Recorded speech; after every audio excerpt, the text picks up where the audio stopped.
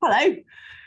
It's day CHRIS 5. It's day 5, and we're looking at stance. So my little song for today was, we shall overcome, we shall overcome, because that song is a protest song, and it's a song associated with taking a stand, isn't it? Taking a stance on something. So that was my little fun song today. What am I going on about? Physiology. That's what I'm going on about. How do you use your body?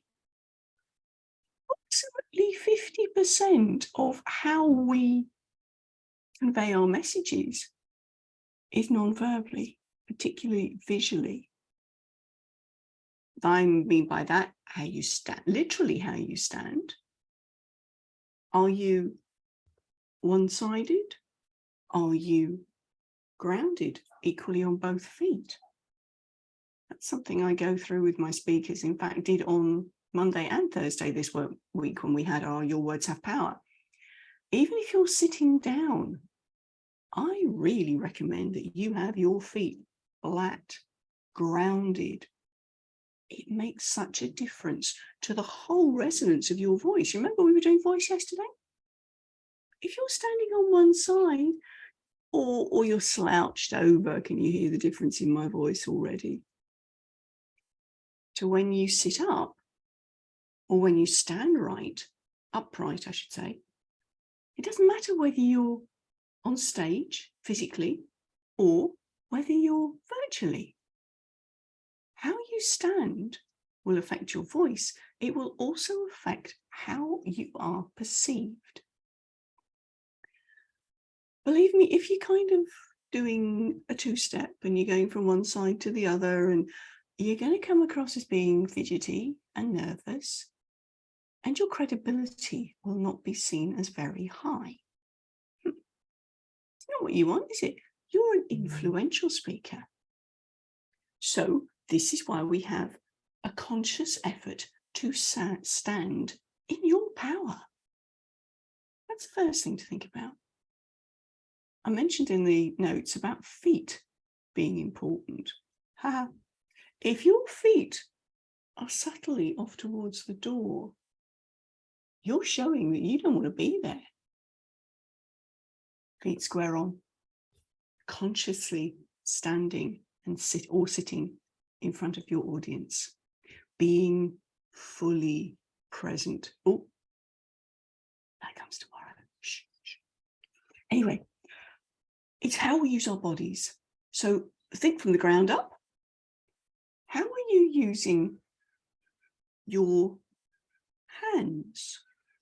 Where are your hands? And this is something you need to be aware of in terms of whether you're in Zoom land, so you've got a small square or rectangle, or whether you're on stage and can be a little bit more demonstrative about your gestures.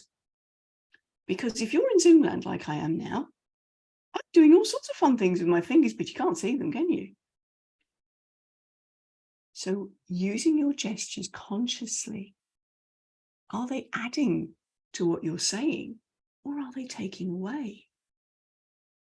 Again, I've had speakers on just this week who've been making a point, but they've been drumming. They've been drumming to the beat of what they're saying. And that tends to take away from when you've then got a really important point you want to make, because the audience is so used to seeing this drumming. Like we were saying yesterday about being hardwired for novelty. If this is going on all the time, I'm not going to take any notice of anything you do with your hands. Did you notice also those shakes of my head?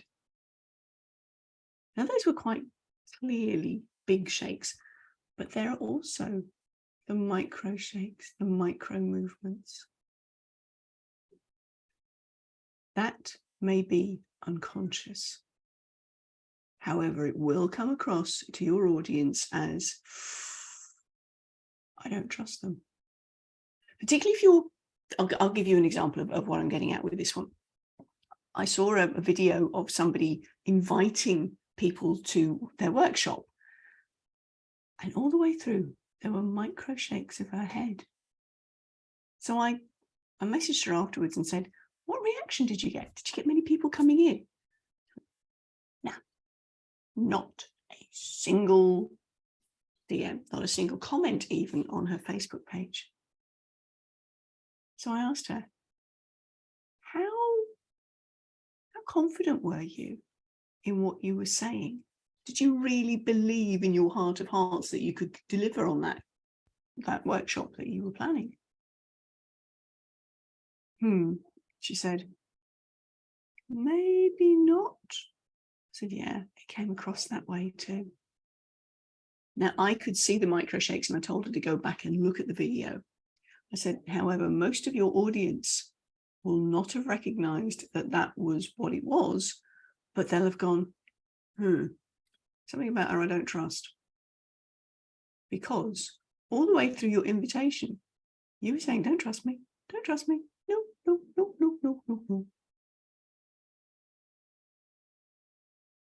This is where it is so important that your head and your heart are in alignment. Not only will it show in your voice if they're not, and we talked about that yesterday, with head and heart aligned, the energy goes through your voice. If your head and your heart are not connected, there's a bit of a disconnect. Your non-verbals will give you away unconsciously. Isn't it? And because this is 50% of how your message gets conveyed,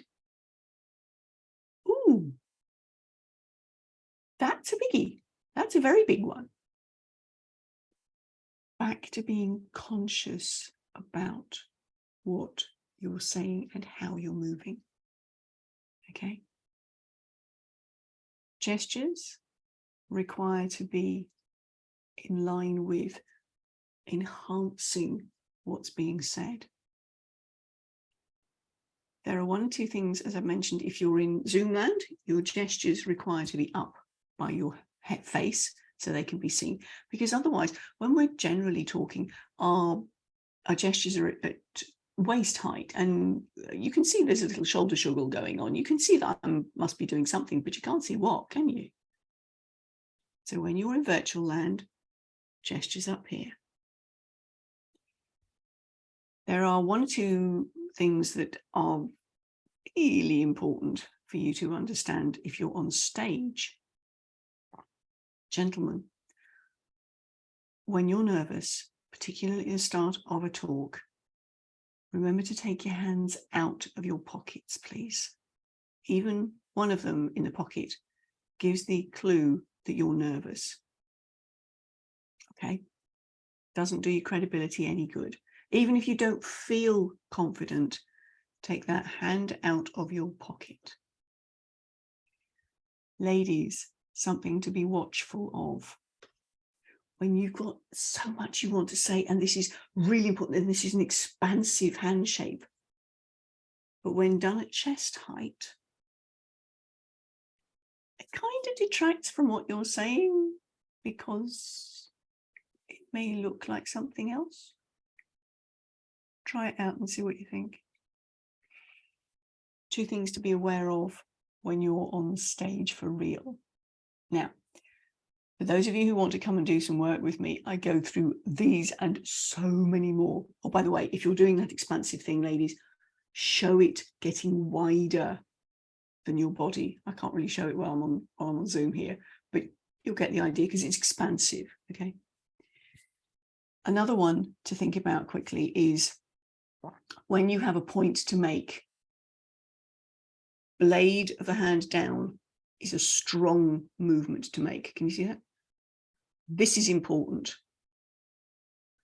This is important. It's a little weaker. It's an invitation. It's an invitation gesture. This is more of a command gesture. Do you remember yesterday when I was talking about the tonality of the up and the questioning, the invitation? That would be more of that hand shape. But the down, the command tone would be more of a that. This is important. Trust that's helpful. So those are a few things to consider on the gesture front. Then there's your beautiful visage. Okay, what are you doing with your face, and does it make sense to what you're saying? Back to your non-verbals will leak if head and heart are not connected. You know what sarcasm looks like? That's when your facial expression does not match what you're saying, or even the tone of what you're saying, the vocal bit there. Don't do that on stage, please. Be very conscious that your facial expression is adding to what you're saying. Now, if you're doing a recording, if you're doing a video, a lot of people will look at the subtitles, if there are subtitles, or they'll scroll through without the sound on. Now, if you've got a deadpan expression on your face all the time, then you can guarantee that people are not going to be animated by you, they're not going to be captured by you, and they're going to scroll straight past. So, as we spoke yesterday about the volume and having a grab there. See what I did with the gesture there? Having a grab there. The face lit up. The energy came alive. You can use your gestures, your facial expression in so many ways. Think about this consciously. How can you get your audience engaged?